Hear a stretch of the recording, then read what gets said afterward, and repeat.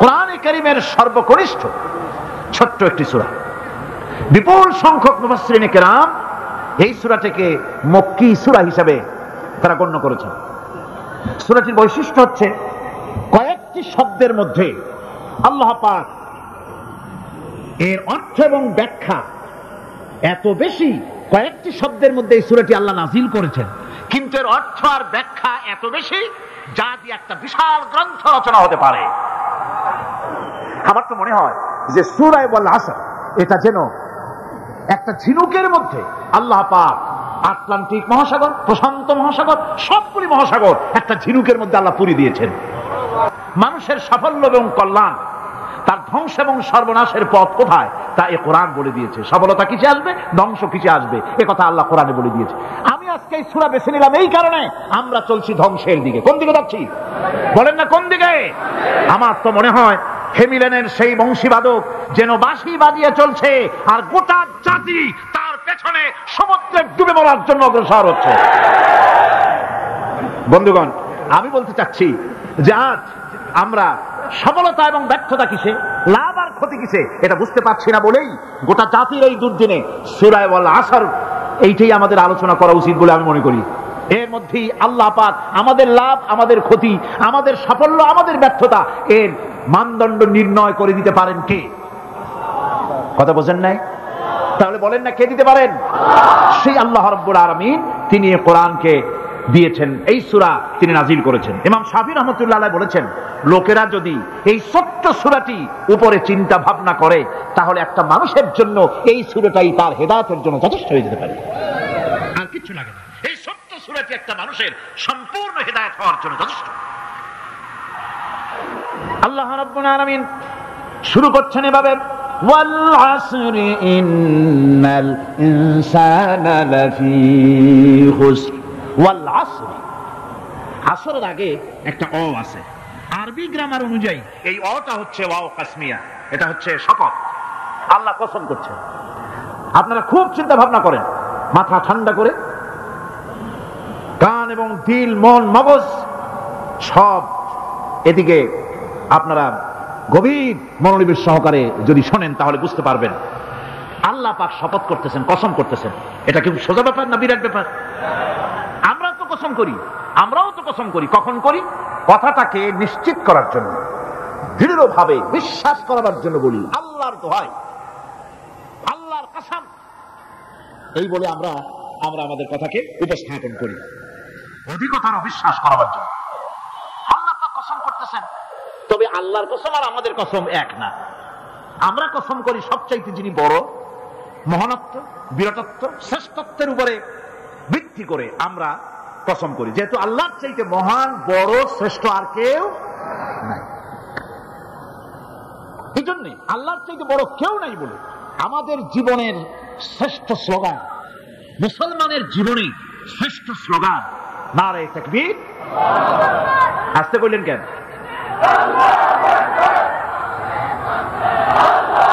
আল্লাহ হচ্ছেন বড়, তার থেকে বড় কেউ না। আমি চিন্তা করি মাঝে মধ্যে, কিছু মনে নেবেন না, আমি মাঝে মধ্যে চিন্তা করি যে সমস্ত রাজনৈতিক দলের লোকেরা মুসলমান, আর রাজনৈতিক মতপার্থক্য থাকতেই পারে, যে কোনো দল করতেই পারে, কিন্তু এমন রাজনৈতিক দল আমি কেন করব মুসলমান হয়ে যেই রাজনৈতিক দলের মিছিলে আর মিটিং এ আল্লাহু আকবার স্লোগান দেওয়া যাবে না?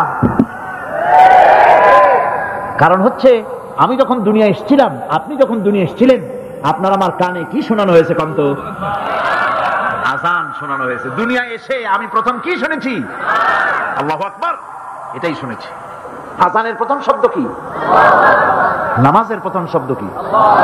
ইকামতের প্রথম শব্দ কি? জানাজা, জীবনের শেষ নামাজ, এটার প্রথম শব্দ কি? এটা শেষ শব্দ কি? তাহলে এর সিগনিফিকেন্সটা কি? এর অর্থটা হচ্ছে আমার জন্ম থেকে মৃত্যু পর্যন্ত জীবনের সকল ক্ষেত্রে আমাকে বলতে হবে, স্বীকার করতে হবে, মানতে হবে, নিতান্ত ওরামের মতো মানতে হবে আল্লাহু আকবার, আল্লাহর চাইতে শ্রেষ্ঠ কেউ। আমরা কসম করি যেহেতু আল্লাহ বড়, তার বিরাটত্বের উপরে নির্ভর করে আমরা কসম করি, কিন্তু আল্লাহর চাইতে বড় তো কেউ নাই। উনি কসম যখন করবেন, উনি করবেন কিসের কসম? আমাদের কসম আর আল্লাহর কসম এক নয়। রব্বুল আলামিন যখন কসম করেন তিনি তার কাছে বড়, তার চাইতে বড় কেউ নাই, শ্রেষ্ঠ কেউ নাই, মহান কেউ নাই।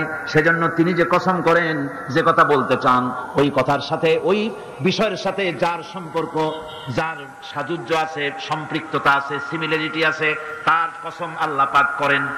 যেহেতু এখানে আল্লাহ রাব্বুল আলামিন মানুষের সফলতা ব্যর্থতা, মানুষের লাভ আর ক্ষতির কথা বলবেন, সেজন্য আল্লাহ পাক মানুষের জীবনের সাথে মানুষের সম্পর্ক রয়েছে, তার জীবনের মানুষের সাথে সম্পর্ক রয়েছে, সময়ের মানুষের সঙ্গে সম্পর্ক রয়েছে, ইতিহাসের। তাই রব্বুল আলামিন বলেন ওয়াল আসরি ইন্নাল ইনসানা লাফি খুসর।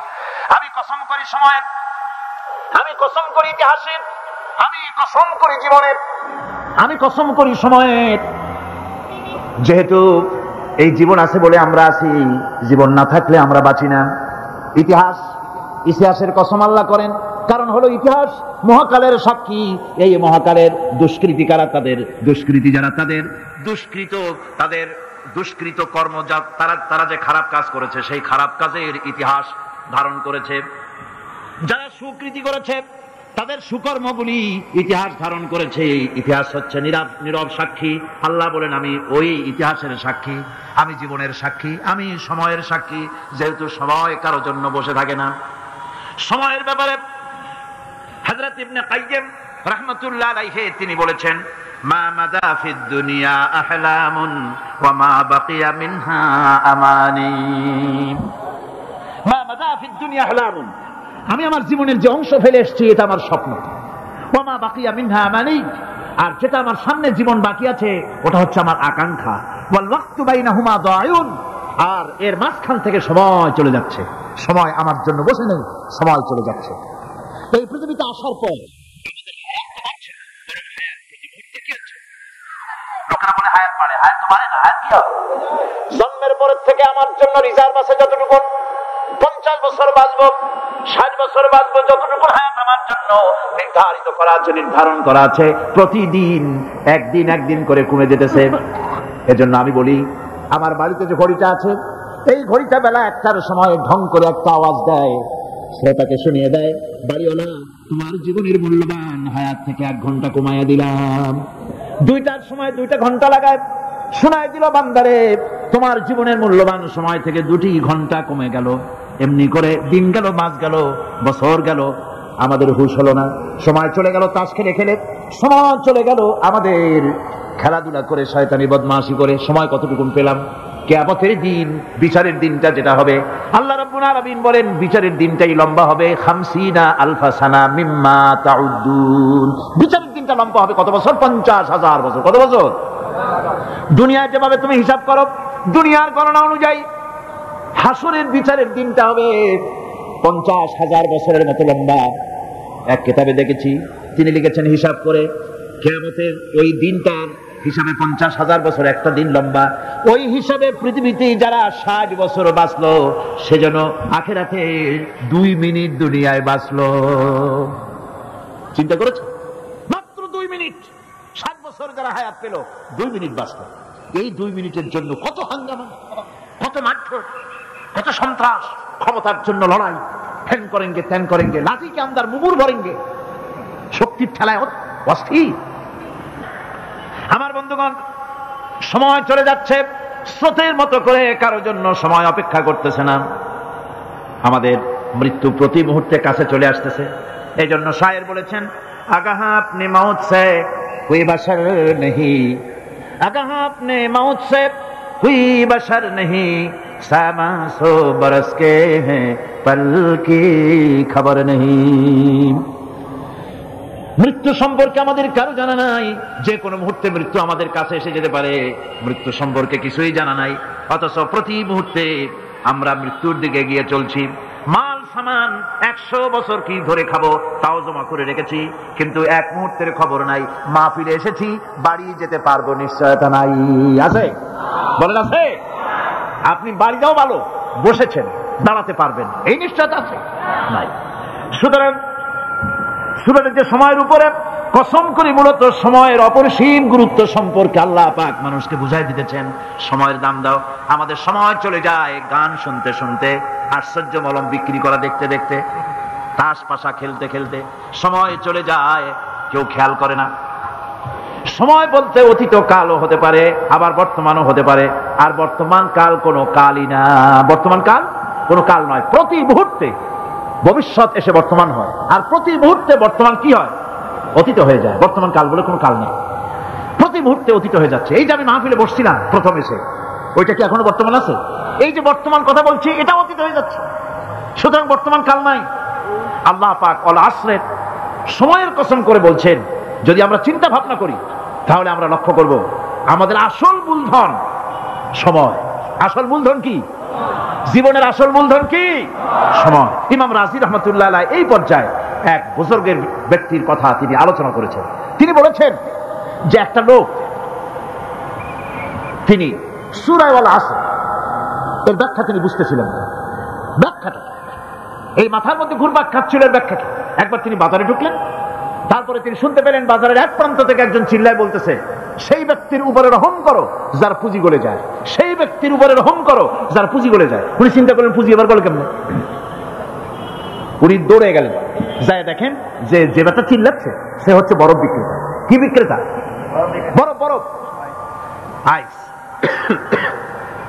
এখন এই বরফ বিক্রেতা সে চিল্লায় বলতেছে, সেই ব্যক্তির পরে রহম করো যার পুঁজি কি গলে যায়। সূর্যের তাপ বাড়তেছে আর বরফ গলে যাচ্ছে। সে বোঝাতে চাচ্ছে যে আমার এই বরফটা জমাট থাকা অবস্থায় তোমরা কেউ কেনো, যেহেতু আমার পুঁজি এর মধ্যে আমি ইনভেস্ট করেছি। এটা যদি পানি হয়ে যায় তো পানি তো কেউ কিনবে না, এটা তো যেখানে সেখানে পাওয়া যায়। বরফ পাওয়া যায় না বলেই তো আমি বরফ কিনে আনছি। তোমরা আমার প্রতি দয়া করো, তাড়াতাড়ি করে বরফটা কিনে নিয়ে যাও। ইমাম রাজি রহমতুল্লাহ আলাইহি বলেন, বুজুর্গ ব্যক্তি চিৎকার মেরে বললেন, আল্লাহু আকবার, আমি কিন্তু এই বরফ বিক্রেতার ঘোষণার মধ্য দিয়ে সূরা ওয়াল আসরের তাফসীর আমি বুঝে ফেলেছি। তার মানে হলো বরফ বিক্রেতা যেভাবে বলতেছে, সেই ব্যক্তির উপরে রহম করো যার পুঁজি গলে যায়, আমারও তো একটা পুঁজি আছে, ওই পুঁজির নাম হায়াত। প্রতি মুহূর্তে আমার পুঁজি তো গলে যেতেছে, আমার পুঁজি তো গলে যায়, প্রতি মুহূর্তে কমে যেতেছে। আরে এই পুঁজি যে গলে গেল ধরে রাখতে পারলাম না, এই জন্য কিছুই তো করতে পারি নাই। সূরা ওয়াল আসরের ভিতরে মানুষের আয়ুষ্কাল দেওয়া হয়েছে, বরফ গলে যাওয়ার মতো দ্রুত সে আয়ু কমে যাচ্ছে।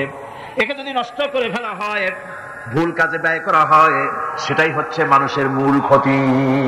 মানুষের মূল ক্ষতি। ব্যবসায় ক্ষতিগ্রস্ত হয়েছে, এটা মূল ক্ষতি নয়। স্বাস্থ্য হারাইছে, মূল ক্ষতি নয়। রাজনীতিতে ব্যর্থ হয়েছে, মূল ক্ষতি নয়।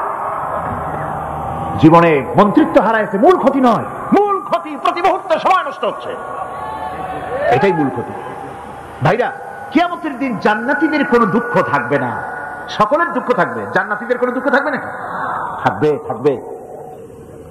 জান্নাতীদের মনের মধ্যে একটা দুঃখই থাকবে।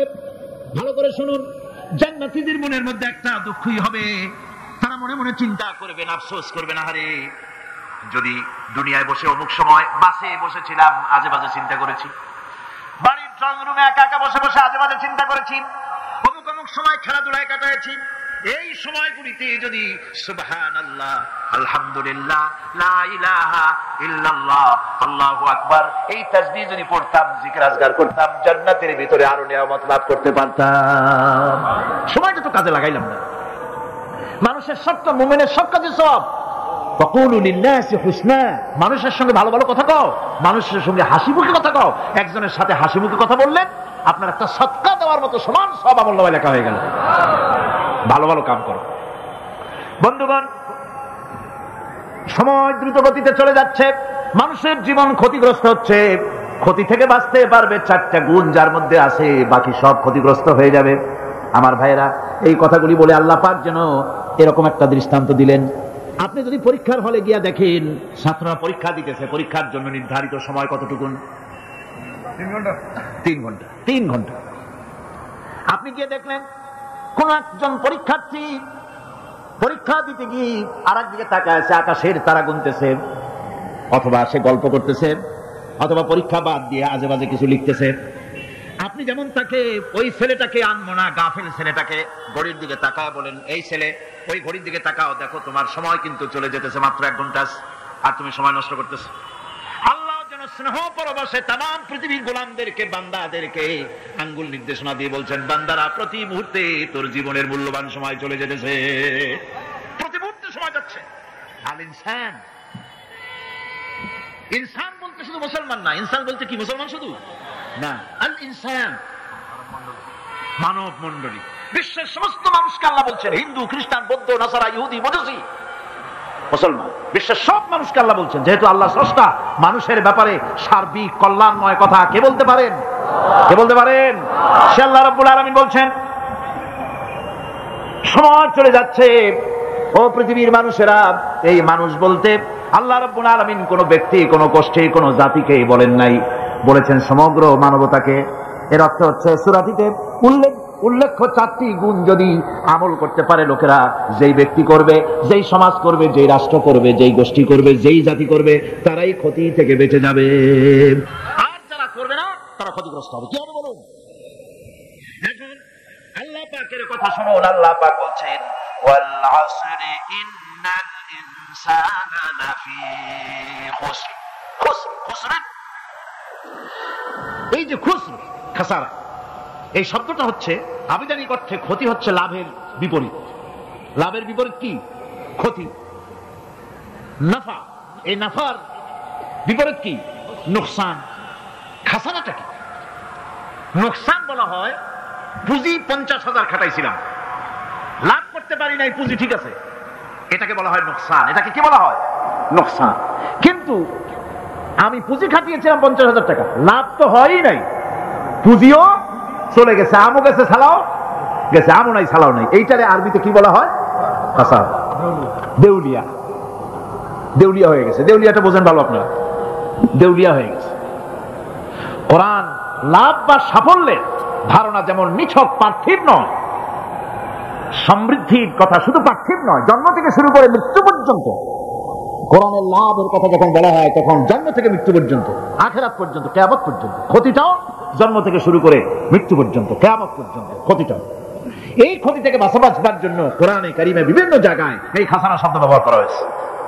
আল্লাহ রাব্বুল আলামিন বলছেন, ওয়ামান খাফফাত মাওয়াজিনুহু ফাউলাইকাল্লাযীনা খাসিরু আনফুসাহুম বিমা কানু বিআয়াতিনা ইয়াযলিমুন। যাদের পাল্লা ভারী হবে কিয়ামতে তারাই হবে সফলকাম, আর যাদের পাল্লা হালকা হবে, নেকির পাল্লা যাদের হালকা হবে তারা হবে ক্ষতিগ্রস্ত, তারা নিজেদের ক্ষতি নিজেরাই ক্ষতি সাধনকারী হবে কিয়ামতের দিন। কাজে মানুষের জীবনের সমুদয় কার্যাবলীর ভালো অংশ যদি খারাপ অংশের উপরে বিজয়ী হয়, তারপরে খারাপ অংশ পাওনাদারদের দিয়ে টিয়া, এরপরে যদি নেকি কিছু বাকি থাকে, তাহলে বোঝা গেল লোকটা কিয়ামতে নাজাত পাবে। আর যদি ভালো কাজের উপরে খারাপ কাজ বিজয়ী হয়ে যায়, আর সমস্ত পাওনাদারদেরকে পাওনা মিটাইয়া তারপরেও পাপ বাকি থেকে যায়, তার চাইতে খাসারা পৃথিবীতে, আকাশে, জমিনে কিছু জানবে না। এর থেকে বাঁচার জন্য আল্লাহ পাক এই খাসারা থেকে বাঁচার জন্যই মানুষকে এই কথা বলছেন। এই কথাটি কোরআনে কারিমের অন্য একটি আয়াতে আরো সুন্দর করে বলা হয়েছে, যারা নাকি এই দুনিয়ার বুকে যারা নিজেদের পুঁজি খাটাইছে, জীবনের পুঁজি সুদ কামাইতে খাটালো, জীবনের পুঁজি খাটালো হারাম কামাইয়ের ভিতরে, অন্যায় কাজের ভিতরে, যারা জীবনের পুঁজিকে আল্লাহর দ্বীনের কাজে লাগাতে পারে নাই, তাদের সম্পর্কে বলা হচ্ছে খাসিরাদ দুনিয়া ওয়াল আখিরাতা যালিকা হুয়াল খুসরানুল মুবিন। খাসিরাদ দুনিয়া ওয়াল আখিরাত, দুনিয়াও ক্ষতিগ্রস্ত, আখিরাতেও ক্ষতিগ্রস্ত। এটা হচ্ছে তার জন্য সুস্পষ্ট ক্ষতি, এর থেকে বড় ক্ষতি আর কিছুই হতে পারে না। আল্লাহ পাক কোরআনে কারীম অন্যত্র বলেছেন, ওয়া নুনাজ্জিলু মিনাল কুরআনি মা হুয়া শিফাউন ওয়া রাহমাতুন লিল মুমিনিন ওয়া লা ইয়াজিদু যালিমিনা ইল্লা খাসারা। আমি এই কোরআন অবতরণের পরিক্রমায় এমন সব বিষয় অবতীর্ণ করেছি যা মুমিনদের জন্য নিরাময় এবং তাদের জন্য রহমত, আর জালিমদের জন্য ক্ষতি ছাড়া আর কিছুই বৃদ্ধি পায় না। জালিমদের জন্য ক্ষতি বৃদ্ধি পায়, আর যারা মুমিন তাদের জন্য এর মধ্যে নিরাময় আছে, এর মধ্যে রহমত আছে। অর্থাৎ যারা এই কোরআনকে যারা নিজেদের আইনের কিতাব হিসেবে গ্রহণ করেছে, কোরআনকে তাবিজের কিতাব হিসেবে নয়, ধর্মীয় কিতাব হিসেবে নয়, কোরআন সংবিধান। কোরআন কি?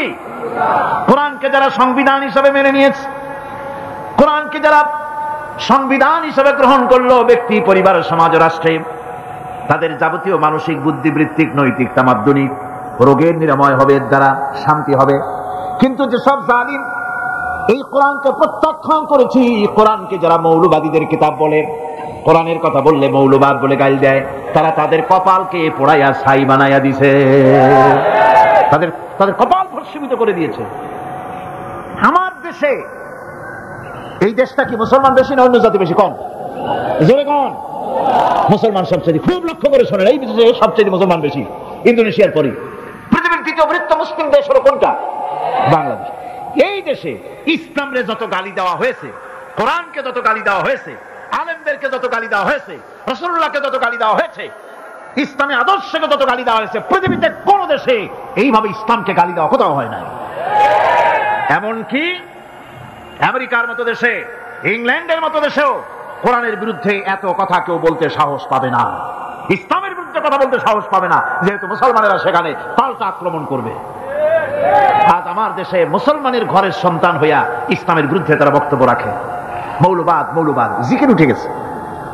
আমেরিকার প্রেসিডেন্টরা যখন শপথ নেন, প্রেসিডেন্ট হিসেবে ওথ নেন, বাইবেলের উপরে হাত রাখেন আর বলেন, এই মহাগ্রন্থকে স্পর্শ করে শপথ নিচ্ছি, আমি আমার চিন্তা চেতনা, আমার মেধা, আমার প্রজ্ঞা সত্তা, আমার জাতি, আমার দেশকে উন্নয়নের জন্য, এর সমৃদ্ধির জন্য, এর সংরক্ষণের জন্য আমি আমার জীবনকে উৎসর্গ করব।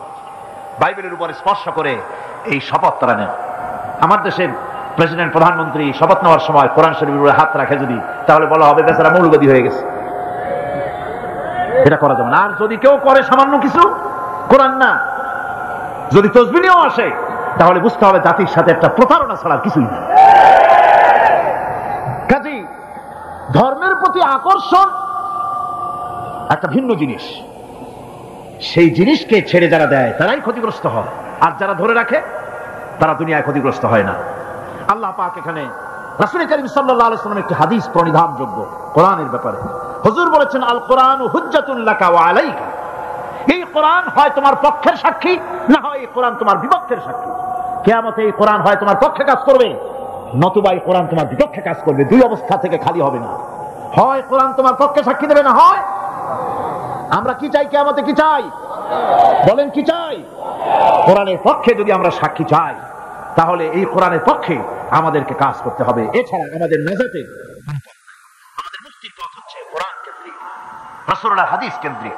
এর বাইরে আমাদের সমস্ত পুঁজি নষ্ট হয়ে যাবে। আমাদেরকে পৃথিবীতে টিকে থাকতে হলে কোরআনের উপরে ভিত্তি করে আমাদেরকে বাঁচতে হবে, টিকতে হবে।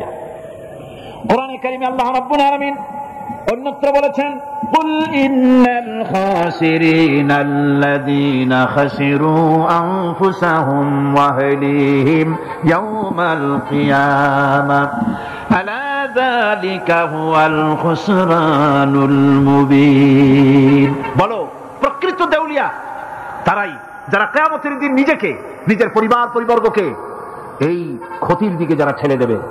ভালো করে শুনে নাও, এটি হচ্ছে সুস্পষ্ট ক্ষতি, সুস্পষ্ট দেউলিয়াপনা। এই ক্ষতি থেকে বাঁচার জন্য আল্লাহ রাব্বুল আলামিন কোরআনে কারীমের মধ্যে বলেছেন, ওয়াল আসরি ইন্নাল ইনসানা লাফি খুসর। পড়েন সবাই, ওয়াল আসরি ইন্নাল ইনসানা লাফি খুসর। মানুষের, সমগ্র মানুষের জীবন ক্ষতিগ্রস্ত। কে বলতেছেন? গা শিউরে ওঠার কথা না? গা শিউরে ওঠে। আল্লাহ বলতেছেন ক্ষতিগ্রস্ত, ব্যর্থ। আপনি যতই মনে করেন আপনার মিল আছে, কল আছে, কারখানা আছে, মন্ত্রী, টাকা পয়সা আছে, প্রেসিডেন্ট হয়েছেন, প্রধানমন্ত্রী হয়েছেন, আপনার জীবন সফল হয়েছে, আল্লাহ বলেন না, জীবন ব্যর্থ, জীবন বিফল, জীবন ক্ষতিগ্রস্ত। তাম পৃথিবী সমস্ত মানুষ ক্ষতিগ্রস্ত, ব্যর্থ। 4টা কাজ করলে সফল হবে। কয়টা কাজ? জোরে বলেন, কয়টা কাজ? ইল্লাল্লাযীনা আমানু ওয়া আমিলুস সালিহাতি ওয়া তাওয়াসাউ বিল হক্কি ওয়া তাওয়াসাউ বিস সাবর। 4টা কাজ করলে জীবন হবে সফল। এই ব্যর্থতা থেকে, এই ক্ষতি থেকে যদি বাঁচতে চাই কিনা? কারা কারা চাই? দেখাই তো হাত। কারা কারা চাই? ক্ষতির হাত থেকে বাঁচতে চাই কারা? আলহামদুলিল্লাহ, হাত নামা। ক্ষতির হাত থেকে যারা বাঁচতে চান, আল্লাহ রাব্বুল আলামিন তাদের জন্য ফর্মুলা পেশ করেছেন, ইল্লাল্লাযীনা আমানু ওয়া আমিলুস সালিহাতি ওয়া তাওয়াসাউ বিল হক্কি ওয়া তাওয়াসাউ বিস সাবর।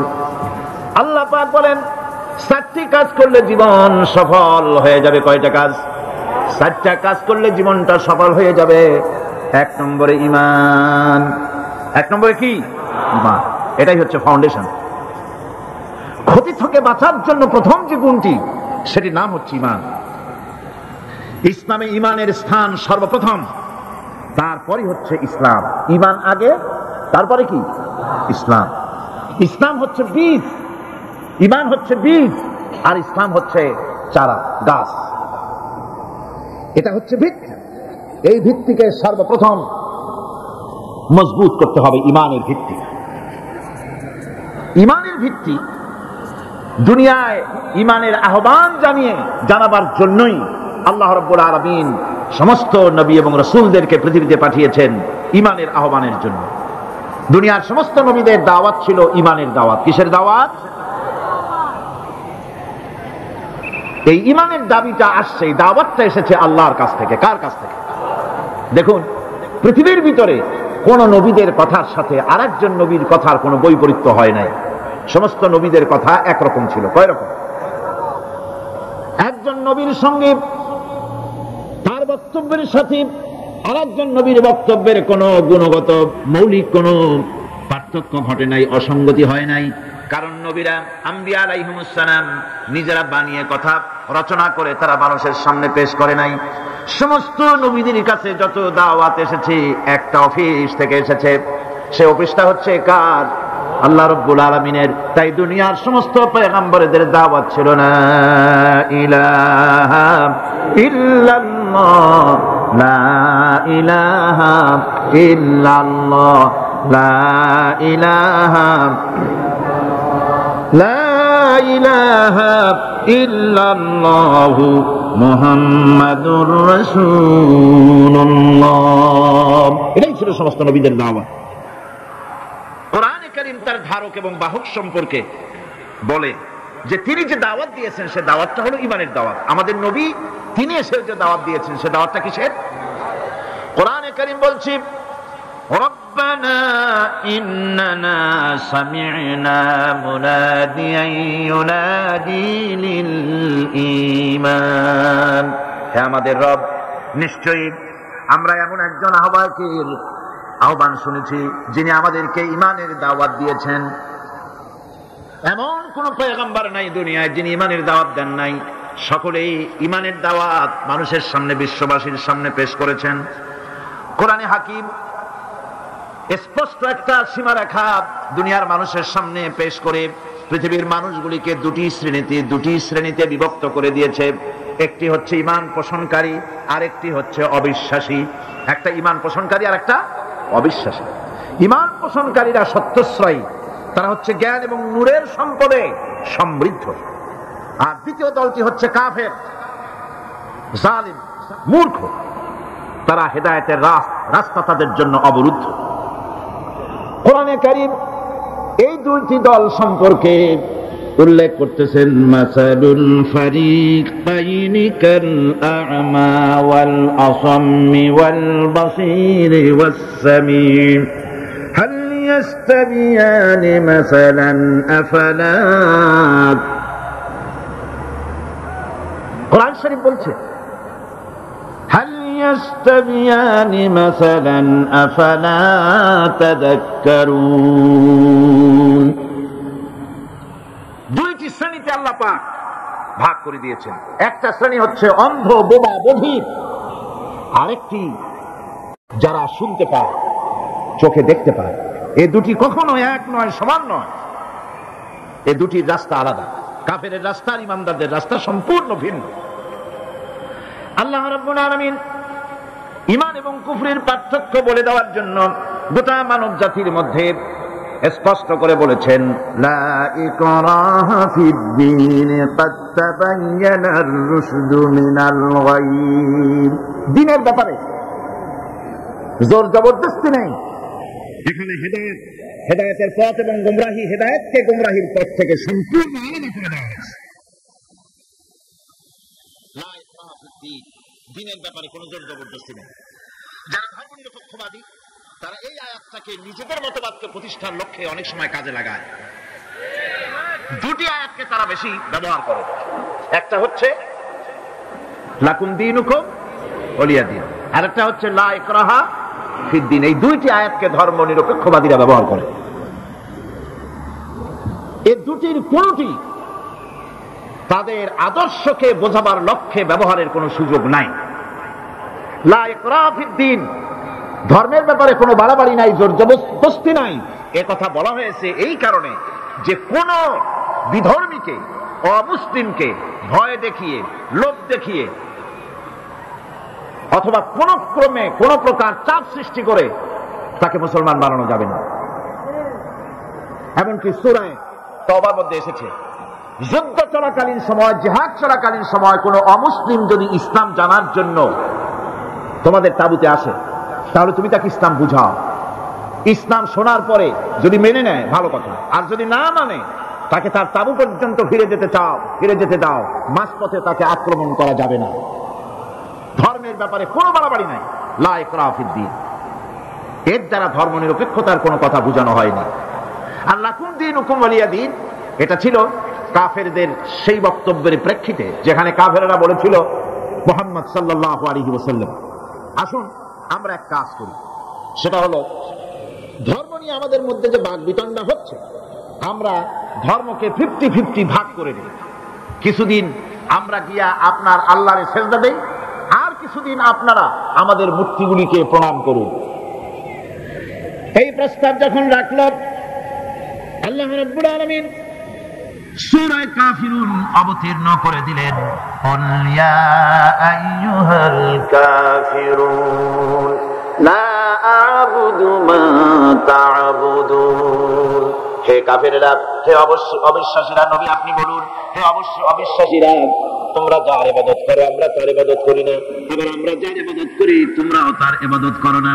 সুতরাং লাকুম দীনুকুম ওয়ালিয়া দীন, সুতরাং তোমাদের দিন তোমাদের জন্য, আমাদের দিন আমাদের জন্য। এখানে নিরপেক্ষতার কথা বলা হয় না, এখানে পক্ষের কথা বলা হয়েছে। কিসের পক্ষ? ধর্মের পক্ষ। কিসের পক্ষ? হিন্দু, খ্রিস্টান, বৌদ্ধ, তোমরা তোমাদের ধর্মের পক্ষে থাকো। মুসলমান, তোমরা তোমাদের ধর্মের পক্ষে থাকো।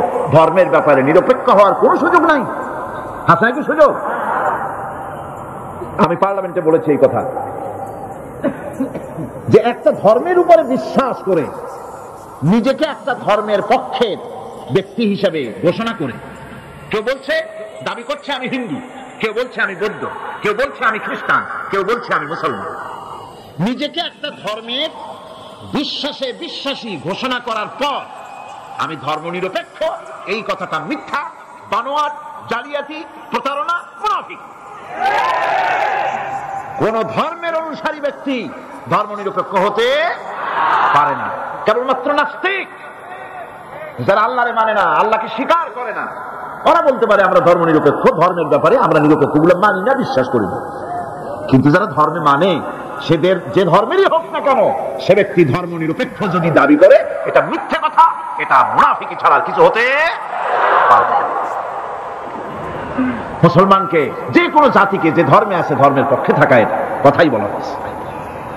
এখন আমি বলতেছিলাম ইমানের কথা। ইমান আগে আনতে হবে। ইমান সম্পর্কে আল্লাহ রাব্বুল আলামিন বলতেছেন, ইমান হলো আগে, তারপর ইসলাম। আবার ইমান আনার আগে আবার কুফরি একটা শব্দ আছে, সেটা হলো ফামান ইয়াকফুর বিত-তাগুতি ওয়া ইউমিন বিল্লাহি ফাকাদ ইসতামসাকা বিল উরওয়াতিল উসকা লা ইনফিসামা লাহা ওয়াল্লাহু সামিউন আলীম। ফামান ইয়াকফুর বিত-তাগুত, যে ব্যক্তি তাগুতকে অস্বীকার করেছে, সর্বপ্রথম তাগুতকে অস্বীকার করতে হবে। আর এরপরে আল্লাহর উপরে যে ঈমান আনলো, ফাকাদ ইসতামসাকা বিল উরওয়াতিল উসকা, সেমন এক শক্ত অবলম্বন ধারণ করলো যা তাকে কোনো কিছুই বিচ্ছিন্ন করবে না, ধ্বংস করে দেবে না। সুবহানাল্লাহ। এখন সত্যিকারের ঈমানদারের পরিচয়টা কি? কোরআনে কারীম সত্যিকারের ঈমানদারের পরিচয় এভাবে পেশ করতেছে, ইন্নামাল মুমিনুনা আল্লাযীনা আমানু বিল্লাহি ওয়া রাসূলিহি সুম্মা লাম ইয়ারতাবু وجاهدوا بأموالهم وأنفسهم في سبيل الله أولئك هم الصادقون ঈমানের দাবিতে সত্যবাদী কারা? ইন্নামাল মুমিনুনা আল্লাযীনা আমানু বিল্লাহি ওয়া রাসূলিহি, সত্যিকারের মুমিন তো তারা যারা নাকি ঈমান এনেছে আল্লাহর উপর এবং রাসূলের উপরে। এই ঈমান আনার পর সুম্মা লাম ইয়ারতাবু, এরপরে কোন সন্দেহে সে নিপতিত হয় নাই, কোন সন্দেহ তার মনের মধ্যে জায়গা পায় নাই, আর সে আল্লাহর রাস্তায় জিহাদ করেছে মাল দিয়ে, জান দিয়ে। উলাইকা হুমুস সাদিকুন, এরাই হলো ঈমানের দাবিতে সত্যবাদী। সুম্মা লাম ইয়ারতাবু, অথবা এক বিন্দু সন্দেহ মনের মধ্যে জায়গা দেয় নাই, অর্থাৎ ঈমান আনছি কার উপরে? আল্লাহর উপরে। কার উপরে? আর তার রাসূলের উপরে। আল্লাহ এবং রাসূলের উপরে ঈমান আনার পর যারা আল্লাহ এবং রাসূলের বিধান জীবনের সকল ক্ষেত্রে মানতে পারে নাই, তারাই সন্দেহে নিপতিত হয়েছে। কথা বুঝতে পেরেছেন? তাদের সন্দেহ এই কোরআন মানুষের জীবন, তার সম্পদ, তার রাজনীতি, তার অর্থনীতি পরিচালনা করতে পারে না। সেই জন্য ধর্মের ব্যাপারে কোরআন মানি, ধর্মের ব্যাপারে নামাজ আর রোজা মানি, কিন্তু রাজনীতিতে ধর্ম মানি না। এটাই হলো সন্দেহ। এটাই কি সন্দেহ, অবিশ্বাস। জীবনকে তারা দুইটা ভাগ করেছে, এক ভাগ রাজনীতির জন্য, আর এক ভাগ কিসের জন্য? ধর্মের জন্য। জীবনকে ভাবে দুইটা ভাগ করার কোন অধিকার দেওয়া হয় নাই। যারাই মুখে উচ্চারণ করেছে লা ইলাহা ইল্লাল্লাহু মুহাম্মাদুর রাসূলুল্লাহ, জোরে সরে বলেন লা ইলাহা ইল্লাল্লাহু মুহাম্মাদুর রাসূলুল্লাহ।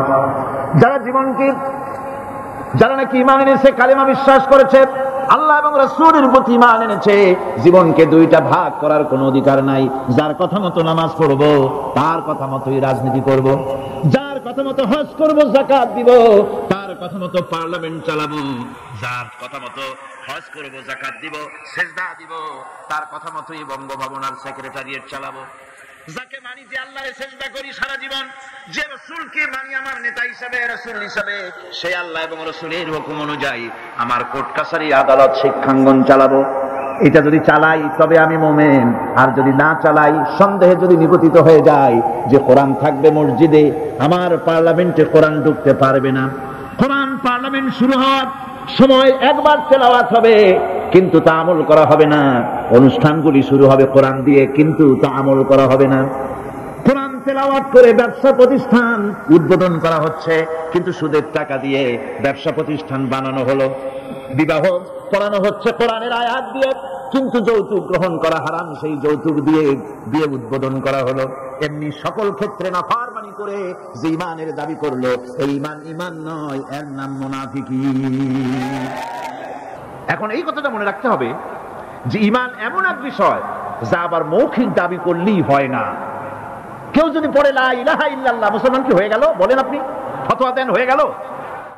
খিরাত নে ঘর কে ভি দিয়া লা ইলাহা इल्लल्लाह तो क्या हासिल, दिलो निगाह मुसलमान नहीं तो कुछ भी नहीं।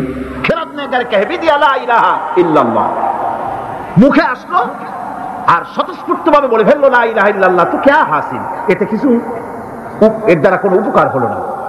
দিলো নিগাহ মুসলমান হি তো কুছ ভি নেহি, অর্থাৎ তার মন, তার মস্তিষ্ক লা ইলাহাকে বিশ্বাস করলো না, আমল করলো না, এই কালেমা পড়ার কোনো দাম নাই। এবার আল্লাহর ভাষায় শুনুন, আল্লাহ রাব্বুল আলামিন বলেন ওয়া মিনান নাসি মান ইয়াকুলু আমান্না বিল্লাহি ওয়া বিল ইয়াউমিল আখির ওয়া মা হুম বিমুমিনিন। আল্লাহ রাব্বুল আলামিন বলছেন, লোকেদের মধ্যে এমন অনেক লোক আছে যারা মুখে বলে আল্লাহর উপর ঈমান এনেছি, পরকালকে বিশ্বাস করেছি। আল্লাহ বলেন ওয়া মা হুম বিমুমিনিন, এরা মুমিন না। আল্লাহ কি বলছেন খুব লক্ষ্য করেন। একদিকে মুসলমান হইতে হলে বিশ্বাস করতে হবে কি আল্লাহর পরকাল, রাসূলের উপর ঈমান, এগুলো করতে হবে। একটা লোক ঘোষণা করলো যে আমি আল্লাহ এবং পরকালকে বিশ্বাস করি, এরপর আল্লাহ পাক বলছেন আমা হুম বিমুমিনিন, এরা মুমিন না, কারণ এই কথাগুলি তার মুখের মনের কথা না। সে ব্যক্তি, এরকম ব্যক্তি এই মাহফিলও থাকতে পারে, যদি থাকে আল্লাহ রাব্বুল আলামিন তাকে হেদায়েত নসিব করে দিন, আমরা বলি আমিন। সে লোকটিকে আমি আলোচনা করলে আপনি নিজেই বুঝতে পারবেন, যা ভুল তার কাছে ধরা পড়বে। আয়নার সামনে দাঁড়ালে পরে আয়না সব বলে দেয়, ঠিক কি না? সেই ব্যক্তি, যে ব্যক্তি নাকি কালেমা পড়ে, নামাজ পড়ে, আবার ব্যবসায়ী হলে ওজনে কম দেয়, খাদ্যে ভেজাল দেয়, মানুষের সঙ্গে প্রতারণা করে, টাকা নিয়ে ফেরত দেয় না, ওয়াদা খেলাপ করে, চুরি করে, ডাকাতি করে, জেনা করে, সুদ ভিত্তিক ব্যাংকের থেকে টাকা তুলে ব্যবসা করে, সুদের ব্যবসা করে, ঘুষ দেয়, জেনা করে, আর একদিকে নামাজ পড়ে, সময় হলে আবার হজ করে আসে। এই ধরনের মানুষগুলি ইহরামের কাপড় পরে, হজের নিয়ত করে, সিজদায় পা রেখে যখন বলে লাব্বাইক আল্লাহুম্মা লাব্বাইক লাব্বাইক লা শারীকা লাক লাব্বাইক ইন্নাল হামদা ওয়ান নি'মাতা লাক ওয়াল মুলক লা শারীকা লাক লাব্বাইক আল্লাহুম্মা লাব্বাইক, হে আল্লাহ, প্রভু হাজির, প্রভু আমি হাজির, হে আমার রব, তোমার গোলাম হাজির। বান্দা বলে হে আল্লাহ, গোলাম হাজির। গায়েব থেকে আওয়াজ আসে, আল্লাহর পক্ষ থেকে বলা হয় লা লাব্বাইকা ওয়ালা সাদাইক।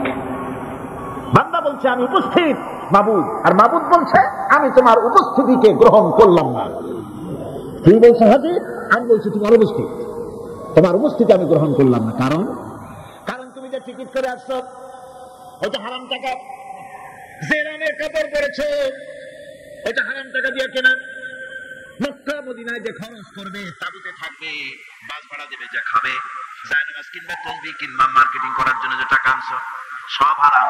তোমার গায়ের কষ্ট হারাম, তোমার গায়ের রক্ত হারাম, হারামকে পেটটারে সাইজ মতো বানাইছো, এরকম করে হারামের টাকা দিয়া হজ করতে এসেছো, তোমার উপস্থিতি আমি গ্রহণ করলাম না। নাউজুবিল্লাহ। সুতরাং মুমিনের দাবি করলেই হবে না, ঈমানের দাবি করলেই হবে না, কাজে তা প্রমাণ করতে হবে। সেটা কি? সেটা হচ্ছে ইন্নাল্লাযীনা ক্বালু রাব্বুনাল্লাহু সুম্মা ইসতাকামু তাতানাজ্জালু আলাইহিমুল মালায়েকা, নিশ্চয় যারা বলে আমাদের রব আল্লাহ, অতঃপর এই কথার উপরে সে দৃঢ়পথ থাকে, ফেরেশতাগণ তার প্রতি ফেরেশতা অবতীর্ণ হয়, অর্থাৎ আল্লাহর রহমত তার উপরে নাজিল হয়। যে ব্যক্তি ঈমানের দাবি করে ঈমানের উপরে টিকে থাকে, আল্লাহর রহমত তার উপরে নাজিল হতে থাকে। ঈমান আনাই শুধু মুখে দাবি করাই শেষ কথা নয়, ঈমান আনার পর ঈমানের উপরে টিকে থাকা সবচেয়ে বড় কথা। ঈমানের উপরে টিকে থাকতে হবে। ঈমানের কোনো দাম নাই যদি আমলে সালেহ না থাকে। ঈমান হচ্ছে এক, এটা মূল্যহীন হয়ে পড়ে যদি আমলে সালেহ না থাকে। যে নেক কাজ করতে হবে আল্লাহকে খুশি করার জন্য, কাজটা ভালো হওয়ার জন্য শর্ত দুইটা। একটা হচ্ছে কাজটা হতে হবে আল্লাহকে খুশি করার জন্য। কারে খুশি করার জন্য? আল্লাহ পাককে খুশি করার জন্য হতে হবে।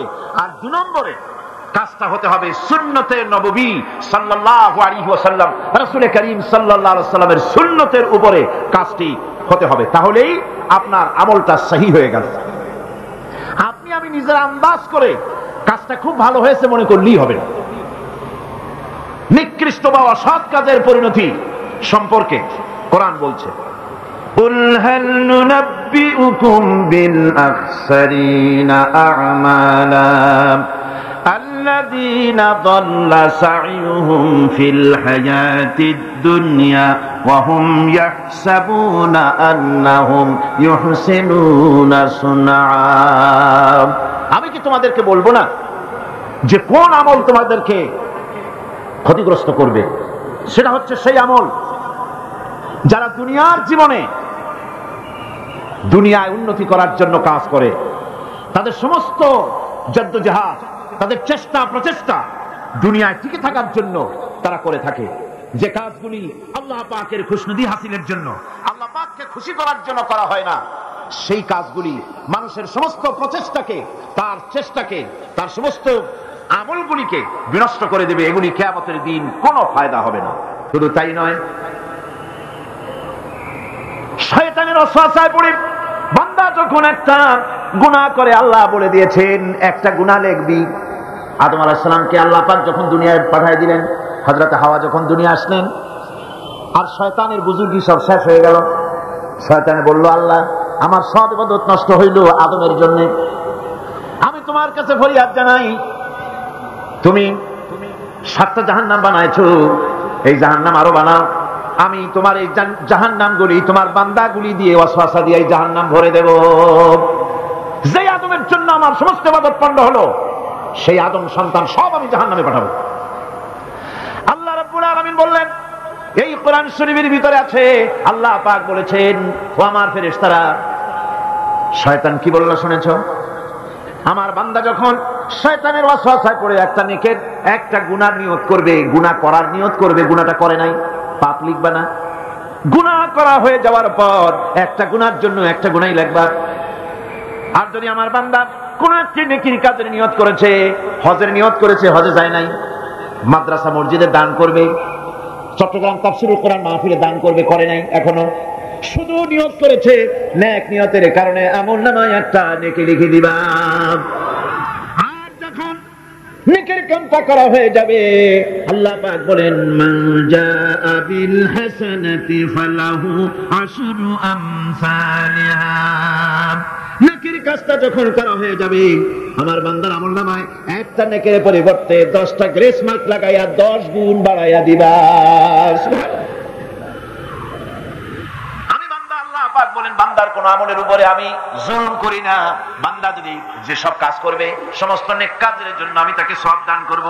শুধু তাই না, সৎকর্মশীল ব্যক্তিদের রুজিতে আমি বরকত দিয়ে দিব। সুবহানাল্লাহ। ভালো কাজ যারা করবে তাদের রুজিতে আল্লাহ পাক কি করবে? ফাল্লাযীনা আমানু ওয়া আমিলুস সালিহাতি লাহুম মাগফিরাতুন ওয়া রিজকুন কারীম। যারা ঈমান আনবে এবং ভালো কাজ করবে, আমি তাদেরকে, শুধু তাই নয়, আমলে সালিহ যারা করবে, সৎকর্মশীল লোকদের, তাদের জন্য রয়েছে আমার কাছে ক্ষমা, মাগফিরাত। ওয়া ইন্নী লাগাফফারুন লিমান তাবা ওয়া আমানা ওয়া আমিলা সালিহান সুম্মা ইহতাদা। নিঃসন্দেহে আমি ক্ষমাশীল ওই সব বান্দাদের জন্য যারা সৎ কাজ করে, আমলে সালেহ করে, নেক কাজ করে, আর গুনাহ থেকে তওবা করে, আর এই তওবার উপরে, হেদায়েতের উপরে টিকে থাকে, আমি তাদের গুনাহকে আমি রব্বুল আলামিন মাফ করে দেই। গুনাহ খাতাকে ক্ষমা করে দেব। যারা ঈমান আনবে, আমলে সালেহ করবে, নেক কাজ করবে, তাদেরকে আল্লাহ পাক ক্ষমার ওয়াদা করেছেন। মানব গোষ্ঠীকে মহা ক্ষতি থেকে বাঁচাবার জন্য আল্লাহ পাক তৃতীয় যে পয়েন্টের কথা বলেছেন সেটা হচ্ছে হক। সেটা কি? হক শব্দটি হচ্ছে বাতিলের বিপরীত, মিথ্যার বিপরীত, অসত্যের বিপরীত। শব্দটি কি? হক। এর অর্থ হচ্ছে সঠিক, নির্ভুল, সত্য, ন্যায়, ইনসাফ ইত্যাদি এই কথার মধ্যে এসে যায়। এর মধ্যে আল্লাহর হক এবং বান্দার হক এসে যায়। হকের দাওয়াত অর্থ হচ্ছে ইমানদারদের সমাজ এরকম হবে না যে বাতিল মাথা উঁচু করে দাঁড়াবে আর হকপন্থীরা মাথা নিচু করে তারপরে চলবে, নাহকের বিরুদ্ধে কথা বলবে না, চুপ করে থাকবে। এটা ইমানদার যে সমাজে বাস করে সেই সমাজের চিত্র এরকম হতে পারে না।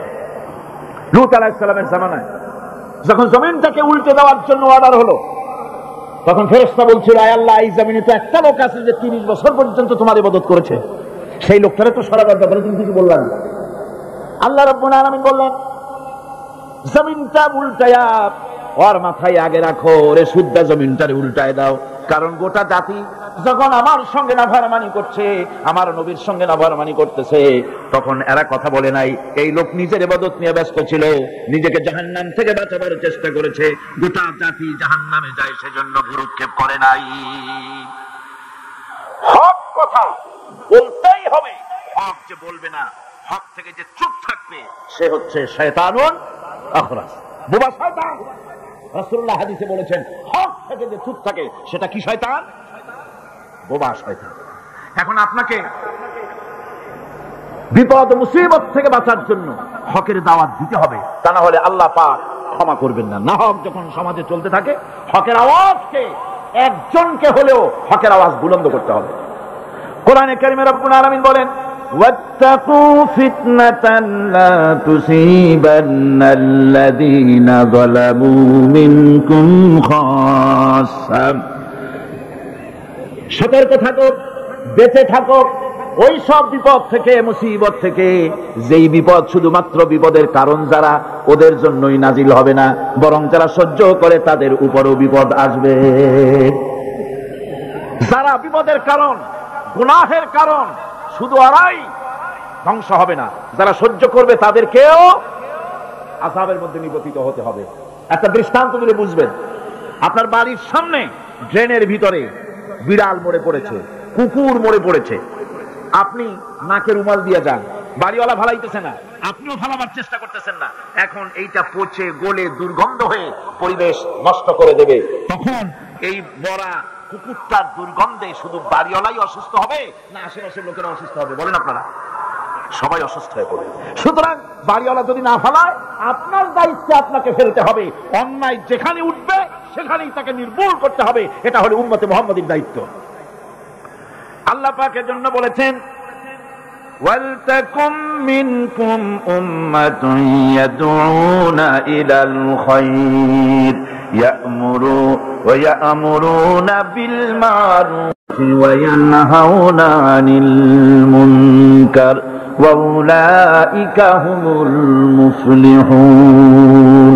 তোমাদের মধ্যে এমন কিছু লোক থাকা দরকার যারা মানুষকে কল্যাণের দিকে ডাকবে এবং অকল্যাণ থেকে মানুষকে ফিরাবে, কল্যাণের দিকে ডাকবে, হকের দিকে ডাকবে, নেক কাজের দিকে ডাকবে, মানুষকে ভালো কাজের দিকে ডাকবে। এরকম কিছু লোক তোমাদের মধ্যে হয়ে যাওয়া উচিত, তৈরি হওয়া উচিত, যারা হকের দাওয়াত নিয়ে তারা সমাজে বেরোবে।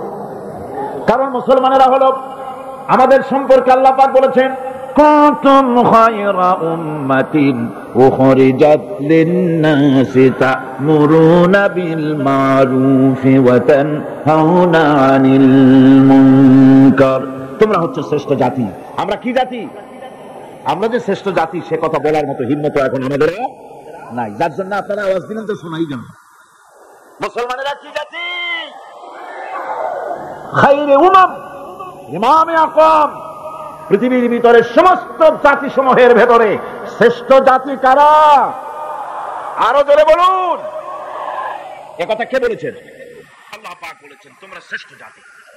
তোমাদের দায়িত্ব হচ্ছে তা'মুরুনা বিল মা'রুফ ওয়া তানহাউনা আনিল মুনকার। তোমাদের দায়িত্ব হচ্ছে ভালো কাজের আদেশ করবে, অন্যায় কাজ থেকে মানুষদেরকে ফিরাবে। এটা হচ্ছে তোমাদের দায়িত্ব। এই দায়িত্ব যদি আমরা পালন করতাম তাহলে আমাদের সমাজের ভেতরে এই অন্যায় অসত্য টিকে থাকতে পারত না। আমরা মানুষকে ভালো কাজের আদেশ দেই না। ভালো কাজের আদেশ দিতে হলে ক্ষমতায় থাকতে হবে। আদেশ আর অনুরোধ এই দুটি কি এক জিনিস? আদেশ আর অনুরোধ দুটি কি এক জিনিস? আদেশ দিতে গেলে আদেশের জায়গায় পৌঁছতে হয়। আদেশের জায়গায় না গিয়ে কাউকে হুকুম দেওয়া যায় না, অনুরোধ জানাতে হয়।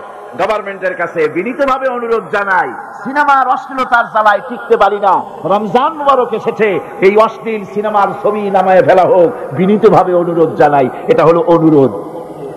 আর আল্লাহ বলছেন ইসলামের ব্যাপারটা অনুরোধের ব্যাপার নয়, এটা হচ্ছে আদেশের ব্যাপার। ক্ষমতায় এমন লোক পাঠাতে হবে যে রমজান মাস এলে বলে অর্ডার দেবে, সিনেমার সমস্ত ছবি আর গান বন্ধ করে দাও। হোটেলের কোন দরজা খোলা থাকতে পারবে না, কোন খাবারের দোকান মুসলমানদের খোলা থাকতে পারবে না। এটা হচ্ছে অর্ডারের কাজ। তা'মুরুনা বিল মা'রুফ, আমর, হুকুম, ওয়াদা, অনুরোধ করে হয় না, এটা আদেশ দেওয়ার মাকামে যেতে হয়। সেই আদেশের মাকামে আমরা কি যেতে পেরেছি? পারিনি। আমাদের অবস্থা হচ্ছে মোল্লার দৌড় মসজিদ পর্যন্ত। এই কথাটা যে কে শুনাইছে আল্লাহই জানে। मुल्ला को जो मिला है मस्जिद में सजदे की इजाजत, मुल्ला को जो मिला है मस्जिद में सजदे की इजाजत, नालायक समझते हैं यही इस्लाम की आजाद। মৌলভী সাহেব মসজিদের ইমামতি পাইছেন আর মনে করেছেন যে আমি ইসলামের স্বাধীনতা পেয়ে গিয়েছি। ডিসি সাহেব যদি দাওয়াত দেয়, মন্ত্রী সাহেব যদি দাওয়াত দেয়, আনন্দ অস্থির হয়ে যায়। আরে বাপরে, ডিসি দাওয়াত দিছে, কি সোজা কথা, মরি কি বাঁচি, উঠি কি পড়ি। ওই জায়গা পার্লামেন্ট, সেক্রেটারিয়েট, বঙ্গভবন যেদিন কোরআনের দখলে আসবে, সেই দিন অর্ডার দিয়ে অন্যায়কে বন্ধ করা সম্ভব হবে।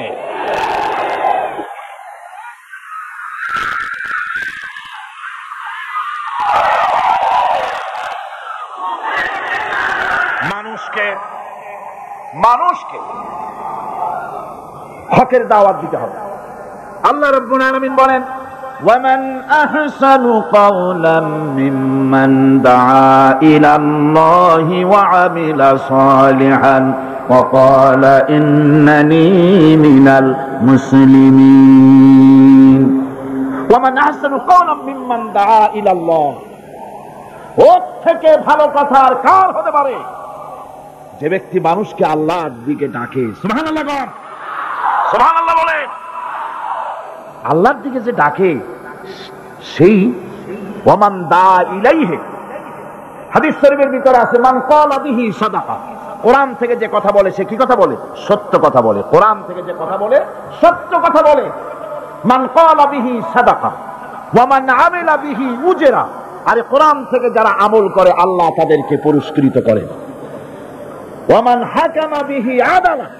কোরআন থেকে যে বিচার করে সেই জাস্টিস, ইনসাফ কায়েম করে। ওয়া মান দা ইলাইহি হুদিয়া ইলা সিরাতিল মুস্তাকিম। আর যারা কোরআনের দিকে দাওয়াত দেয় তাদের দাওয়াতই সহজ সরল দাওয়াত। আওলাদ রাসূল আপনাদের সামনে কোরআনের দাওয়াত দিলেন, কোরআনের পক্ষে কাজ করুন, সবাই হাত উঁচু করে আপনারা সমর্থন দিয়েছেন। আমরাও অপেক্ষা করব এই সমর্থন আপনারা কতদিন বজায় রাখতে পারে। আল্লাহ যেন তৌফিক দেন। জোরে বলেন আমিন। আরো জোরে বলেন আমিন। ওয়া মান আহসানু কাওলাম মিম্মান দা ইলাল্লাহ। ওর চাইতে ভালো কথা কার? যে মানুষকে আল্লাহর দিকে ডাকে। আমরা কার দিকে ডাকি? বিশ্বাস করুন, আমরা তো সমাজতন্ত্রের দিকে মানুষ ডাকি না। বলেন, আমরা কি সমাজতন্ত্রের দিকে মানুষ ডাকি? পুঁজিবাদের দিকে ডাকি, জাতীয়তাবাদের দিকে ডাকি, ধর্মনিরপেক্ষ মতবাদের দিকে ডাকি। আমরা কার দিকে ডাকি? ধর্মনিরপেক্ষ মতবাদ আল্লাহর তৈরি না মানুষের তৈরি? পুঁজিবাদ আল্লাহর না মানুষের? সমাজতন্ত্র আল্লাহর না মানুষের? জাতীয়তাবাদ আল্লাহর না মানুষের? আরে কোরআন কার? ইসলাম কার? সেই আল্লাহ রাব্বুল আলামিনের দিকে আমরা ডাকি। আমরা আমার বাপের দিকে ডাকি না, মায়ের দিকে ডাকি না, দাদার দিকে ডাকি না, মন গড়া কথা বলি না। ওলামায়ে হক কথা বলে কোরআনের কথা। সুবহানাল্লাহ। মহা ক্ষতি থেকে বাঁচার জন্য 4 নম্বরের বিষয় এটা হলো, কয়টা কথা আমাদেরকে ক্ষতি থেকে রক্ষা করবে? বলেন না কয়টা? 4টা। তার একটা হলো কি? 2 নম্বরে কি? আমলে সালেহ। 3 নম্বরে কি? হকের দাওয়াত। 4 নম্বরে কি? সবর। সবর কোরআনে কারীমের মধ্যে সর্বাধিক ব্যবহৃত একটি শব্দ সবর। আরবি ভাষায় বিভিন্ন অর্থে এই সবর শব্দ এসেছে। তবে সাধারণত সবর শব্দের অর্থ হচ্ছে অবিচলতা, দৃঢ়তা, সহিষ্ণুতা, মন মেজাজের সমতা, ধীরতা, কষ্ট সহিষ্ণুতা, বরদাস্ত, এগুলি হচ্ছে সবরের অর্থ। আমরা মনে করি সবর হচ্ছে ধৈর্য। হ্যাঁ, ধৈর্য তো ঠিক, কিন্তু সেই ধৈর্যের অর্থ কি? এই ধৈর্যের অর্থ এই নয় যে কেউ আপনার একটা থাপ্পড় মারবে আর আপনি বলবেন ভাই হাতে ব্যথা পাইছেন নাকি, তাহলে আমার আর একখান থাপ্পড় দিয়ে দাঁত যে কয়টা আছে তাও ফালাই দেয়। এর নাম সবর না। সবর হলো বিপদে আপনি হতাশ হবেন না, বিপদে ভেঙে পড়বেন না, বিপদে থাকবেন দৃঢ়, অবিচল, মাথা ঠান্ডা, সুস্থ মস্তিষ্কে বিপদকে ওভারকাম করার জন্য কৌশল অবলম্বন করবেন। এটাই হচ্ছে সবর। ধৈর্য ধরতে হবে অবিচলতার সাথে, দৃঢ়তার সাথে, সহিষ্ণুতার সাথে। আল্লাহর জান্নাতে যাওয়ার জন্য এই সবর আমাদেরকে ইখতিয়ার করতে হবে। আমরা কি আল্লাহর জান্নাতে যেতে চাই? আমরা কি জান্নাতে যেতে চাই? অবশ্যই আল্লাহর জান্নাতে আমরা যেতে চাই। এই জান্নাতে যাওয়ার জন্য আল্লাহ রাব্বুল আলামিন কোরআনে কারীমের মধ্যে বলেছেন, আম হাসিবতুম আন তাদখুলুল জান্নাতা ওয়া লাম্মা ইয়া'লামিল্লাহুল্লাযীনা জাহাদু মিনকুম ওয়া ইয়া'লামাস সাবিরিন। তোমরা কি মনে করেছো যে বেহেশতে চলে যাবে, অথচ এখনো দেখা হয় নাই যে তোমাদের মধ্যে কে সবর অবলম্বনকারী, জিহাদের ময়দানে কে জিহাদ করতে এবং সবর ইখতিয়ার করতে কে তোমাদের মধ্যে পারদর্শী, অথবা এই পরীক্ষায় কে কামিয়াব হবে, এটা এখনই দেখা হয় নাই। আর এমনি তোমরা জান্নাতে চলে যাবে? জান্নাতে যাওয়া তো সহজ নয়, আল্লাহ পাক পরীক্ষা নেবেন, সেই পরীক্ষায় কামিয়াব হতে হবে। আর আল্লাহ পাক বলেছেন অবশ্যই সবরের পরীক্ষা নেব। وَلَنَبْلُوَنَّكُمْ حَتَّى نَعْلَمَ الْمُجَاهِدِينَ مِنْكُمْ وَالصَّابِرِينَ وَنَبْلُوَ أَخْبَارَكُمْ। অবশ্যই আমি তোমাদেরকে পরীক্ষা করব, আর এই পরীক্ষার ভিতরে সত্যিকারের মুজাহিদ যারা, তারাই দৃঢ়, যারা নাকি দৃঢ়তা অবলম্বন করবে, সবর ইখতিয়ার করবে, আল্লাহ রাব্বুল আলামিন পরীক্ষায় তাদেরকে কামিয়াব করবেন। এই সবর এক মহা সম্পদ, সবর ইখতিয়ার করতে হবে মুসলমানদেরকে। জান্নাতের ভিতরেও আল্লাহ পাক যারা সবর করবে তাদের জন্য বিরাট নিয়ামত আল্লাহ পাক জান্নাতে দান করবেন। জান্নাতে যাওয়ার জন্য সবর একটা মহাগুণ, এই গুণ মুসলমানদের ভিতরে থাকতে হবে। যখন বিপদ আসে, মুসিবত আসে, রব্বুল আলামিন বলেন বিপদ যখন আসে, মুসিবত যখন আসবে, বান্দা যারা মুমিন তারা পড়ে ইন্না লিল্লাহি ওয়া ইন্না ইলাইহি রাজিউন। নিশ্চয়ই আমরা আল্লাহর জন্য এবং আমাদের সকলকেই আল্লাহর কাছে ফিরে যেতে হবে, এই কথাটা মুমিনদেরকে বলতে হবে। পড় গিয়া জিস পর নজর বান্দা কো মৌলা কর দিয়া, পড় গিয়া জিস পর নজর बंदा को मौला कर दिया, आ गया जिस दाम में जोश कतरा को दरिया कर दिया। আল্লাহ রাব্বুল আলামিনের রহমতের নজর যদি কোনো গোলামের প্রতি পড়ে যায়, গোলামটা বাদশাহে পরিণত হয়ে যায়। আল্লাহর রহমতের নজর যদি এক ফোঁটা পানির উপরে পড়ে যায়, পানি ফোঁটা আটলান্টিক মহাসাগরে পরিণত হয়ে যায়। সে আল্লাহ রাব্বুল আলামিনের উপরে ঈমান এনে সৎ কাজ করে হকের দাওয়াত দিয়া সবর ইখতিয়ার করলে পরে আল্লাহ পাক তাদেরকে জান্নাত দান করবেন, জান্নাতের সুউচ্চ মাকাম আল্লাহ পাক দান করে দিবেন।